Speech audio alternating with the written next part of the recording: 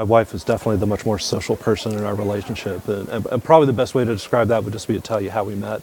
When we were both in school, we went out and we gave blood, and like any good college students, we had to replenish fluid, so we all ended up in a local bar. And she walked up to me and said, "Look, you see that big guy over there? I'm trying to get rid of him. Pretend like you know me, and just play along." I said, "Okay." So she reached up and kissed me, and 5 minutes later, I came up for air, and I asked her what her name was. Her name's Stacy, and then I married her just so I could tell this story to my grandkids.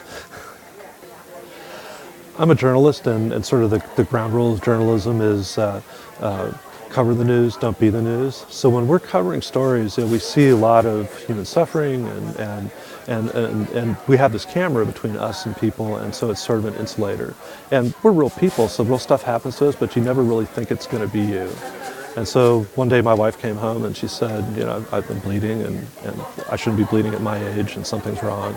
And so she went to the doctor, and it turned out that it was a snow day and it was icy, and so people weren't making any of their appointments. So when she went to the labs to get the testing, she was able to walk in and just be the first one in line. So by the next morning, we had the answer that she had uterine cancer, and it was a real reality moment. I've been married to her for 35 years. It just never occurred to me that she could die. We went and we talked with this guy, and he said, you have uterine cancer, and this is what we need to do. And so we made an appointment to do that, and it was a month later. And so we sat there for a month just realizing that we were really mortal people, and sort of preparing to see what the outcome was going to be. And we went to the hospital and checked in, and she underwent the surgery, and by then, I was sort of through the adrenaline push of getting her ready and getting her in there, and I'm sort of zoning out in the recovery room. Plus, it was really early in the morning, and I'm just not a morning person.